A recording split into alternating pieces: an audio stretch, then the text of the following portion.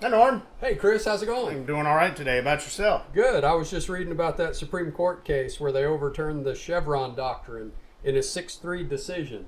You mean that now the regulatory agencies have to follow their own rules? They can't just make them up at whim? Is that what it means? Well, from the sounds of it, they can't just change their mind whenever they feel like it. They have to actually go through the courts now to get things put into practice. They can't just legislate from the agency. What a shame. I know. Bad for us, right? Well, the thing is about it to begin with is that they deferred. The reason it's called deference is because they defer to the government agency, thinking that they have a scientific knowledge base on the matter of whatever the court's looking at. But the truth is that the person may not be an expert at all. It could be just a matter of wanting an ideological political conclusion. appointee, right? Yeah. I was curious about the Chevron Doctrine, so I was doing a little reading on it. Right. And I came to this point where it was giving the rationale behind what actually precipitated what's referred to as the Chevron Doctrine, right. where it says the doctrine was based on the idea that agencies have more expertise in their areas of regulation and are more accountable to the president and public than courts. And I have always felt like government agencies were all on my side. Yeah, that kind of raised a couple of points for me. First of all, what accountability does the FBI or the ATF or the any go down the three-letter agencies? What accountability at all do they have to the general public? That makes no sense. No, it doesn't. No, they don't have any accountability to the public. That's the problem Right. now. They've used this interpretation of law to create their own laws. Right, for 40 years Yes, now. 40 yes, years, yes. until yesterday, until And- the Supreme Court struck it down yesterday.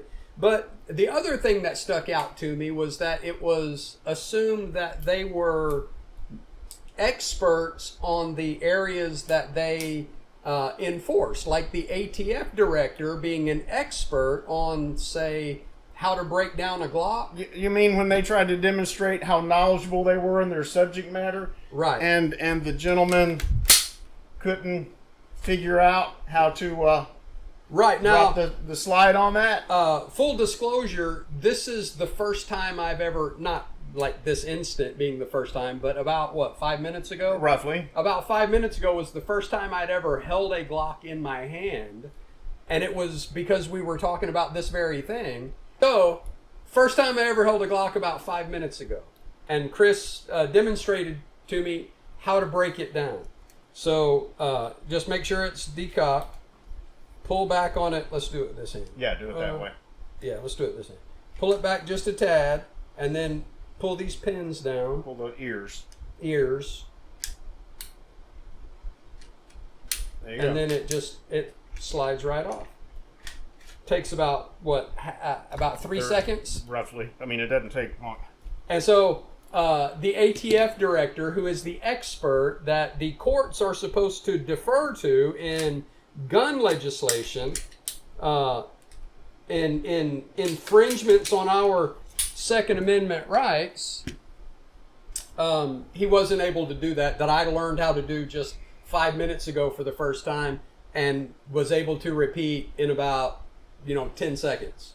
So that kind of jumped out at me. That was the first thing I thought of when I read that. And I said the doctrine was based on the idea that agencies have more expertise. That's the first thing that popped into my head, was that video clip where the ATF director is struggling to break down a Glock, the most common handgun in the country, that is made to be very easily broke down, very modular in its construction.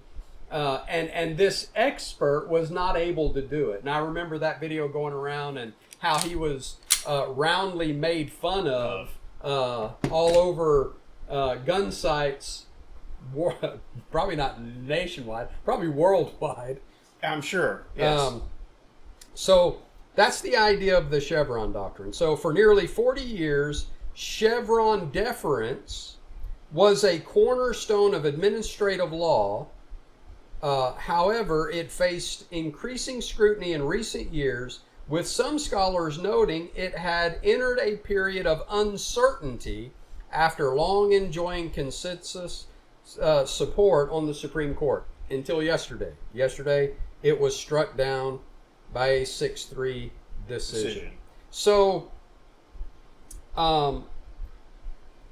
here are some possible implications that has for the ATF. For us? Yeah, go ahead. For the ATF, for Kudzu Arms, the Undergun, and other potential patents or other gun manufacturers and things that they're manufacturing, with this constant dark cloud of uncertainty as to whether or not the ATF is going to come along and say, "Oh no, you can't make that. No, that's against the law." Right now, they would have to go through the court to do that. In theory, that's one reason why the Undergun isn't currently on the market. It's not. It doesn't break any rules at all, as long as you have a full length barrel. Right. You drop a short one on, and I understand what the law says there, which is why I use a full length barrel. Right. But there's been nothing before now that hasn't kept the ATF from creating their own rule to keep me off the market. Right. And so then I am, as a businessman, have invested X amount of dollars, which is a lot, by the way, because I know how much it takes to produce a batch of those. I could be invested in a lot of money and then have a product I can't sell. I mean, that happened. That specifically happened to one of the bump stock manufacturers. That's right. Yeah. They had an entire warehouse full after the ATF said, "Oh no, it's fine. You can do it." Right. Yeah. And then when it came around to actually, they outlawed them and they couldn't sell them. Yeah. Which means they just lost X amount of dollars in business and all that manufacturing. And, right. Yep. And it's same thing with the arm brace for AR pistols. Not that long ago. How long ago was that? About 6 months ago. Something like that. Just recently, it was legal, and then all of a sudden it's not. Right, because the ATF said so. Not because they went through any courts or they went through any legal procedure to outlaw. It's just the ATF decided, well, this makes the gun more dangerous, so now it's against the law. So overnight, a very large percentage of the gun community exercising their constitutional Second Amendment rights went one day from being a law-abiding citizen to being a felon the next day if they didn't take those arm braces off of their AR pistols. And from what you told me, they couldn't just take them off and throw them in a drawer. Originally they couldn't. That's right. They couldn't. Having the brace stated intent that by having it, you were intending to break the law. Right. And that's not necessarily the case at all. I mean, I can have an AR pistol, and I can't think about this. I can have an AR pistol. I can have a stock sitting right here, and a brace here. It's legal for me to have the stock. So theoretically, I could put the stock on the pistol and then make a short barrel rifle, which is very clear, But then you got the arm brace over here that's not. That would make you a felon, for having it with the AR pistol. Right. But the thing is, the stock, which I could put on, doesn't note intent, but yet having the brace states intent. So after this decision yesterday, the Supreme Court decision yesterday, for the ATF to now say that you can't have that arm brace, that's against the law, they would actually have to go through the court to say. Right. Or I would have the right to say, well, prove it in court that it's against the law. And now what's going to happen is you're probably going to have some people challenging that part of the of the previous regulation. Is that when all of a sudden you have them, and then all of a sudden you can't have them. Right. Well, according to the decision, if I'm reading it right, according to the decision, the agencies no longer have free reign, legislative authority, right? Where they can't legislate that something is illegal or not illegal.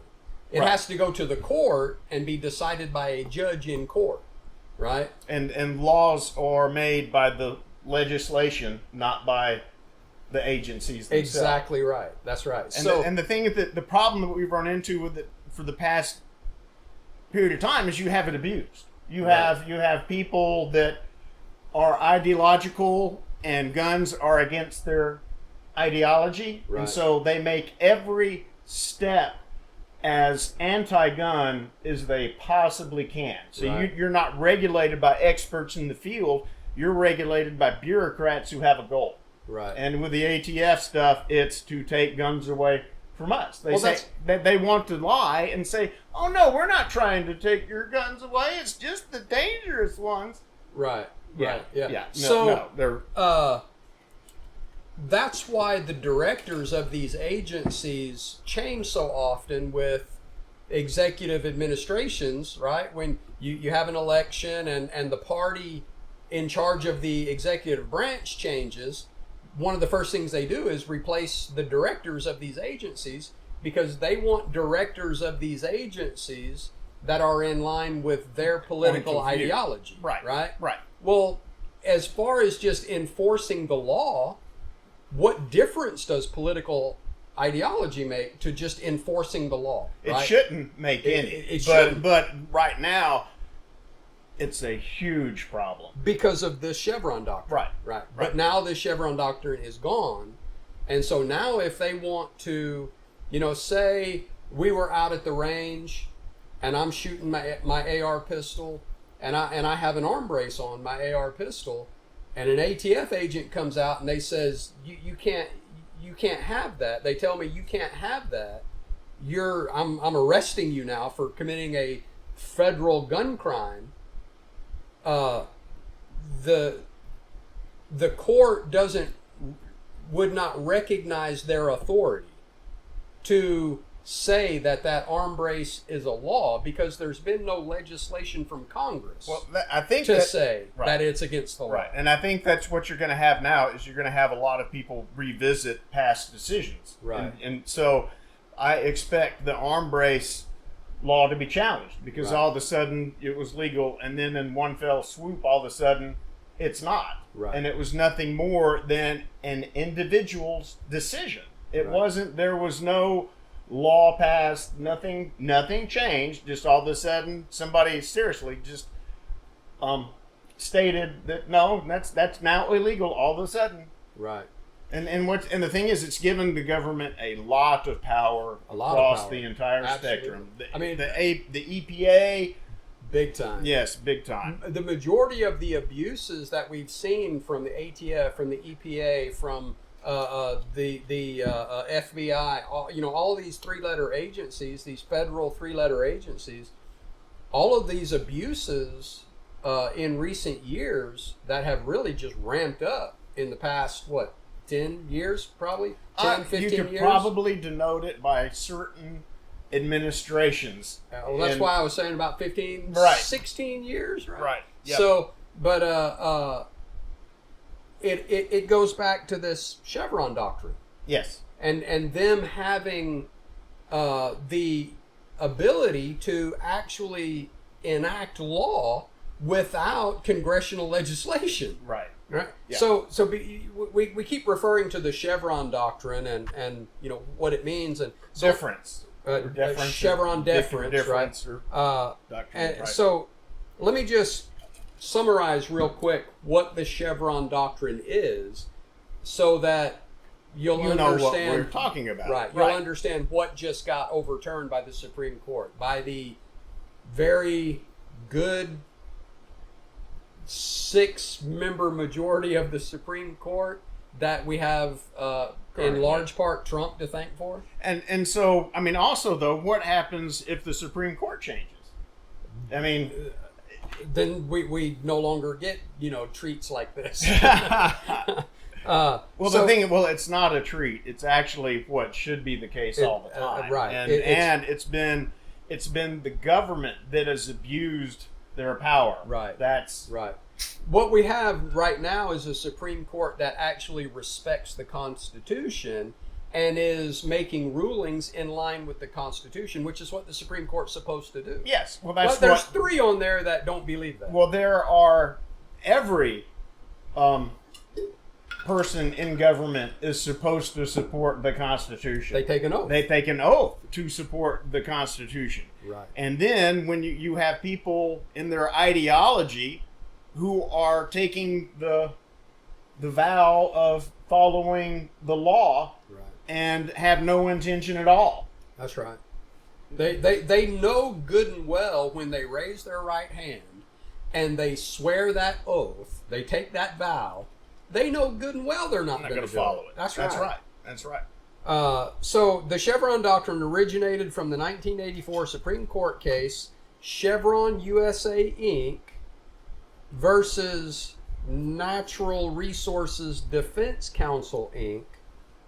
Key details about the landmark case: it involved a challenge to the Environmental Protection Agency, an Environmental Protection Agency EPA regulation interpreting the Clean Air Act of 1977. Right. So the actual legislation, the actual law, it was the Clean Air Act of 1977.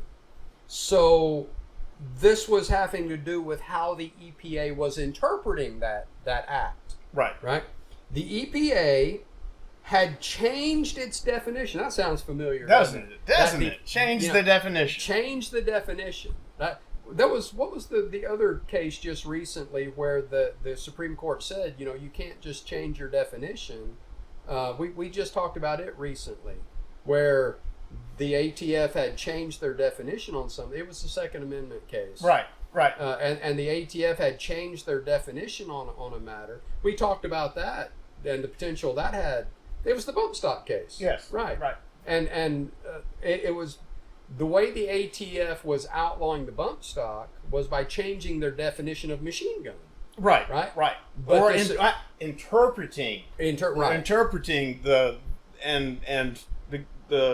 and they said no. Right. You can't. Right. Right. You were bound by the laws that exist. Right. You can't create your own regulations willy-nilly, which is what they've been doing for the past 30 and changing the definition midstream. Right. Yes. So like you said, this manufacturer that had gotten ATF approval even to make his bump stocks. Then the ATF says, well, we decided that bump stocks now create a machine gun. And so now, he's got a warehouse full of bump stocks that they first told him was okay for him to manufacture, that now he's just out of business. And so they said, you can't do that. Right? That was the bump stock case, right? You can't do that. Right. Well, this takes it further to, again say, you can't just change definitions. Right. You can't just make up new law based on your interpretations. You have to actually follow the law. And where there are ambiguities, a court has to decide on those ambiguities, not you. Right. So exactly. it took away their deference. It took away the court's deference to the agency for the agency's interpretation of ambiguous or gray areas of these laws. So it says the EPA had changed its definition of stationary source of air pollution to allow companies to treat all pollution emitting devices within the same industrial grouping as a single source, or the bubble concept. And I know this is, getting kind of technical, but this is where it came from. This idea that you have to give deference to the agency to interpret these things. And so the advantage automatically, historically, has been to the government. To the agency. Right. That's right. Yeah, that's exactly. right. So that's where the what's called the Chevron Doctrine came from, was from that case. This ruling established the principle of judicial deference to agency interpretations, right? And we've seen the consequences of that for the past 40 years, right? Really ramped up in the past, under 20 years. Yeah, I was about to recall 20 is the right. is the line. This ruling established the principle of judicial deference to agency interpretations of ambiguous statutes, which became known as Chevron deference. The doctrine was widely influential in administrative law for nearly 40 years until its overturn in 2024. Yesterday, as a matter of fact. Yes. So that's what we're referring to. We refer to the Chevron Doctrine. But I was thinking about, because this definitely does impact, even though the original case was the EPA, the Chevron Doctrine was brought about by a Supreme Court ruling having to do with the Environmental Protection Agency, or the EPA. It definitely does have implications for the ATF, because that again that is an agency has been one. Yes, the EPA and the ATF, I see, are the two most affected. Right. That's right. So I was just wondering what the implications of yesterday's ruling that struck down the Chevron Doctrine. So that's it. Agencies no longer have judicial deference. After yesterday's Supreme Court ruling, agencies do not have judicial deference anymore. So the agency itself can't say the bump stock is illegal. The agency itself can't say that you have to shut down your development because of this fish in the water. They have to take it to court and get the legal precedent established in court.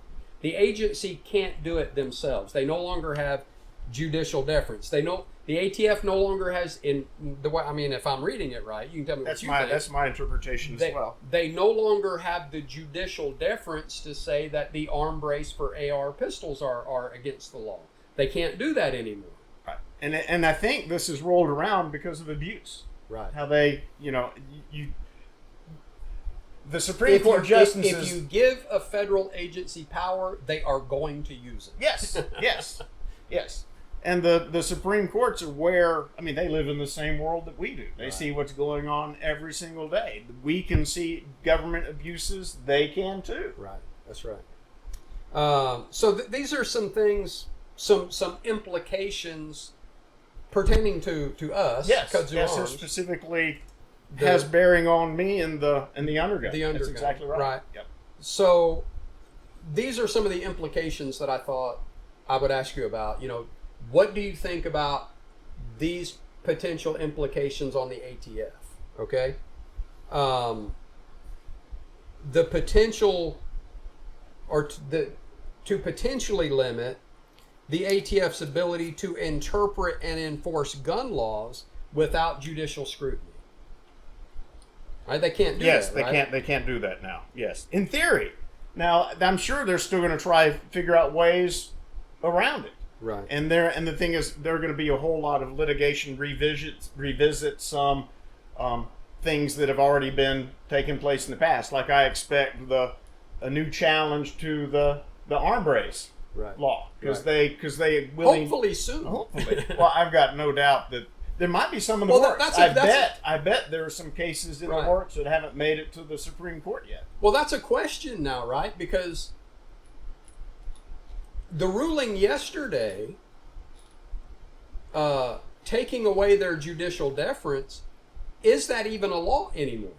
Did that decision yesterday make the law against the arm brace even a law anymore? Or did it just go away? Well, since this is ruled, I'm going to let the courts tell me. The courts. Okay. Here's another potential implication.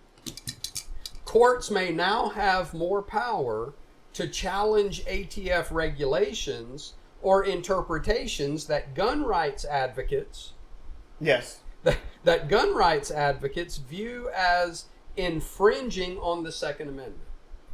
There's a lot of things that infringe on the Second Amendment. A lot. Yeah, like all of them. Yeah. Well, the thing is that, what does the Second Amendment say? the right to keep and bear arms shall not be infringed. Shall not be infringed. So if the government makes a law, say limiting or restricting or regulating your ability to keep and bear arms as you see fit, right? Right. Then what would be a synonym for restricting, limiting, Regulations, you mean, or regulating? What would be a synonym for that? Maybe infringing. yeah, I think you could. I think be infringed. Right? I think you could interpret it that way. I think so too. I think so too. So, but obviously there are people who disagree with us, right? And there are lots in the government that right. disagree with us, and thus is the problem. You know, just a purely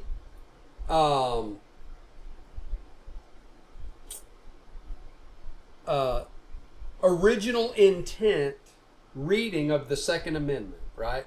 What was it that the founders originally intended for the Second Amendment?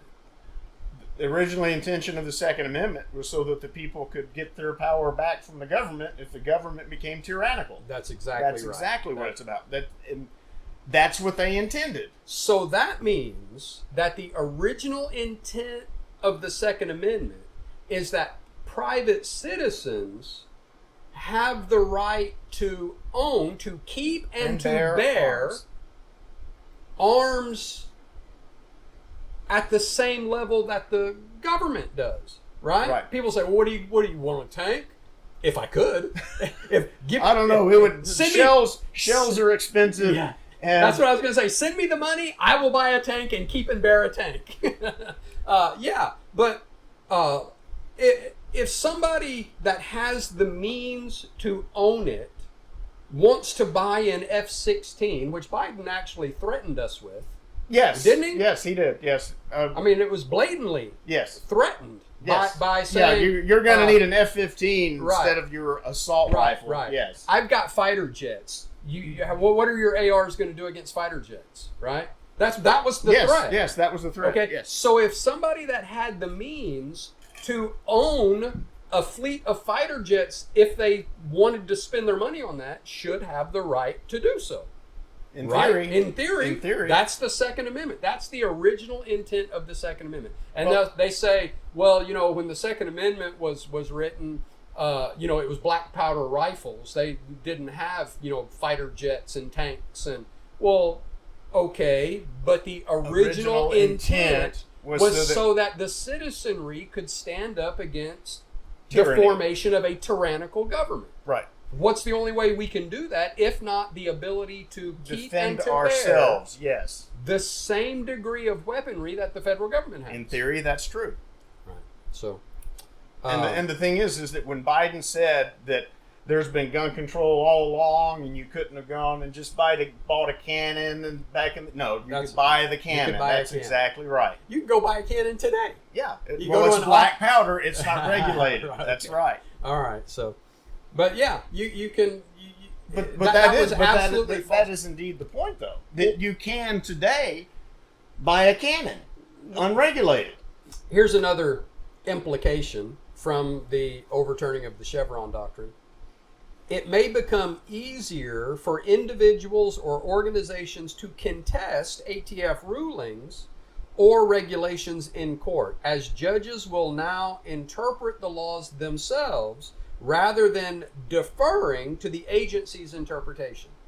So instead of the agency just telling the court, well, this is our interpretation of it, this is the crime, the court, the judge, the court, or, in some cases, I'm sure a jury would say whether or not a law has been broken.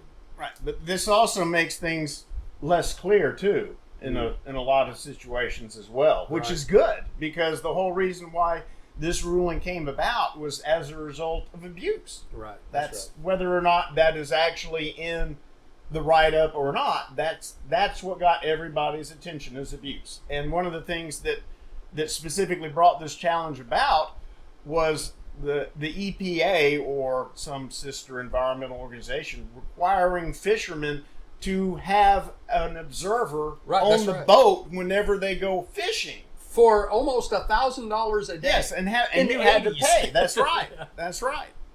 And nearly $1,000 a day that the fishing boats had to pay to have an observer on the boat with them from the EPA to make sure they weren't overfishing a particular fish. Or breaking any. So the interpretation was automatic guilt. Right. That without the guy on there, we know that you're going to be breaking the law. Right. That's you. What the government is saying is they can't trust the individual. That's. Let me just ask this question, and I think I've heard you refer to this before. Who is most concerned with preserving the environment, preserving the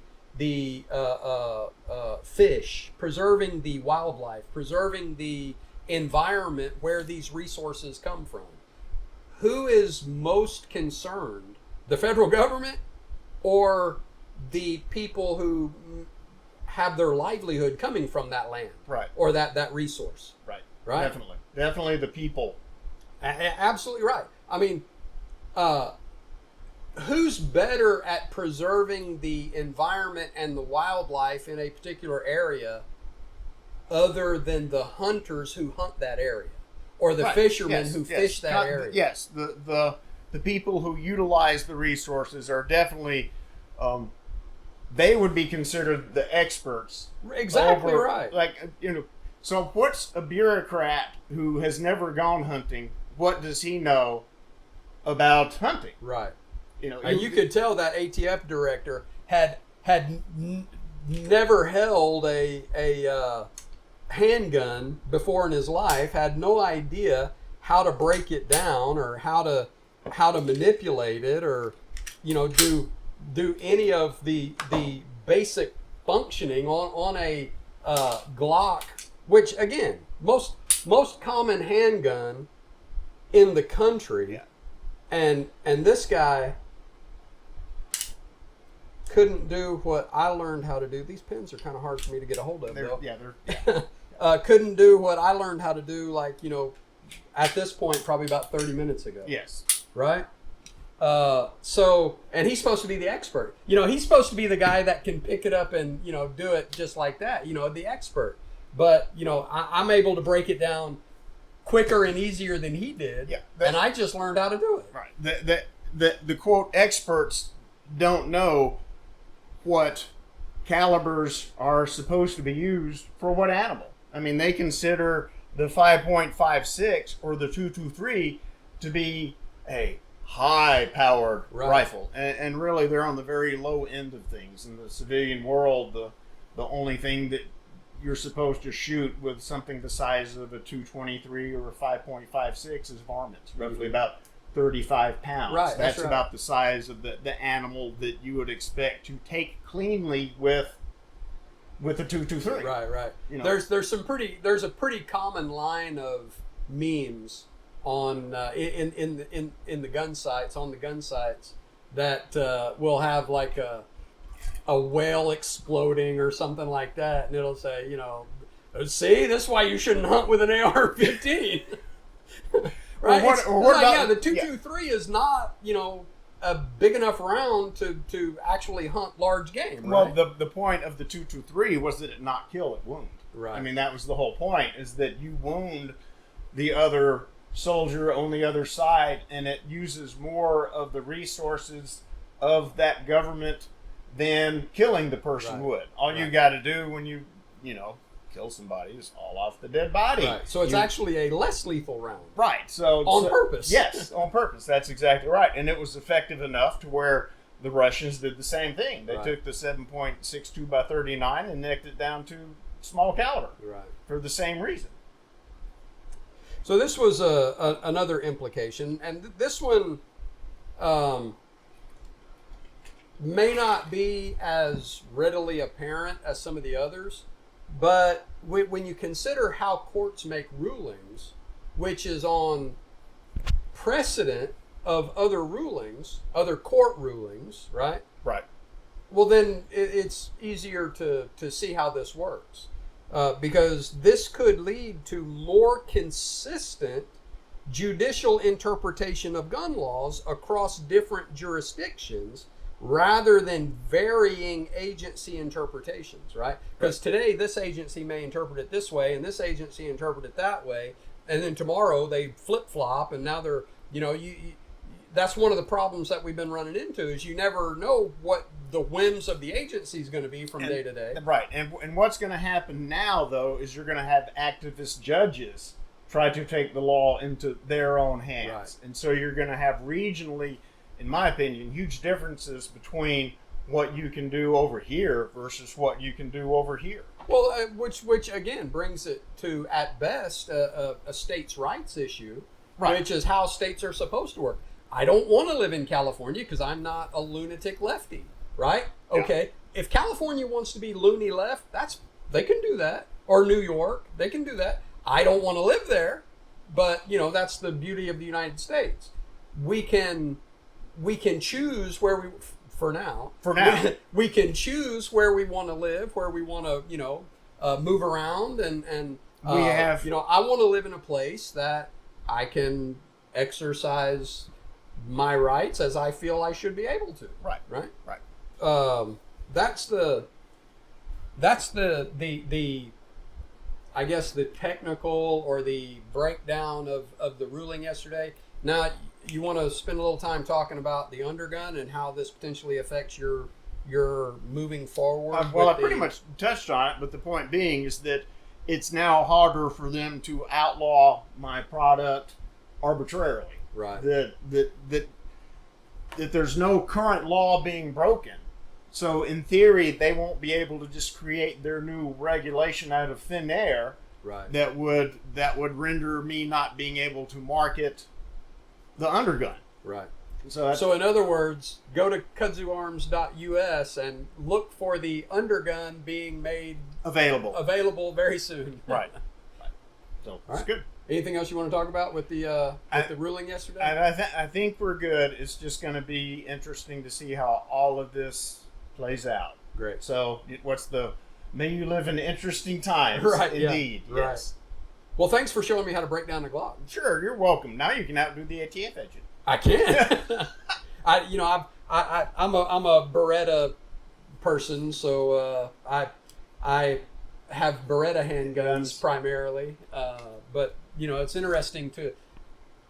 I'm still not 100% sold on why the Glock is the most popular handgun. I'm not sure that it is currently, from what I understand, the most. Well, it was a few months ago. Okay. The P365 Sig Sauer. Sig Sauer, right? Has been the most popular lately. I don't know. Is that because is that the one the Army picked up? No, that's exact. Well, it was a Sig Sauer 320.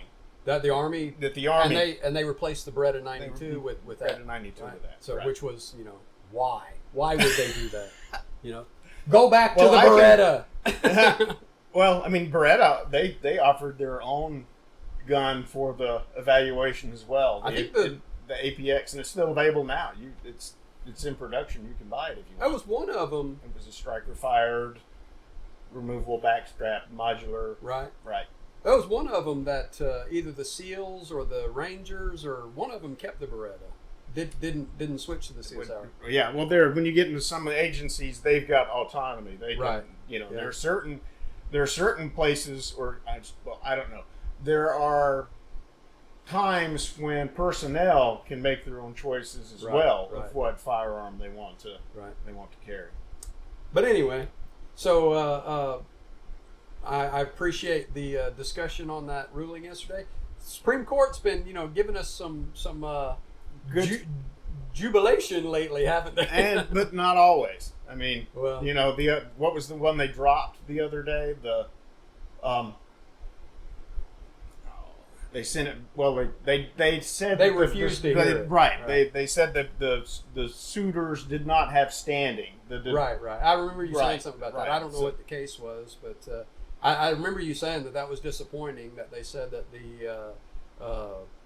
the actual parties involved didn't have standing. Didn't have standing for the suit, right? Because they couldn't show the way damages. the way the suit though is that it seems to me that everybody in the country could have with the law that they were discussing. You know what I think will be interesting are these cases that are being brought by the states against New York, and New York's charges against Trump, the trials that are going on with Trump, right? And how I think maybe Florida and Texas, I think, have said that they're going to file suits against New York. Was it Missouri that already did? Or maybe Missouri. I think Missouri it was like already. 2 or 3 states that I heard that were filing a case, a suit against New York, saying that they did not have the right to due to Trump what they did, right, or they didn't have the right to manipulate the federal election the way that they were doing, because their lawsuits against Trump affect a federal presidential election. It's going to be interesting to see how this ruling affects this coming election too. Yeah, that's true. Oh. All right, We'll have to wait and see. All right. We'll see y'all next time. Thank you so much. Have a great day.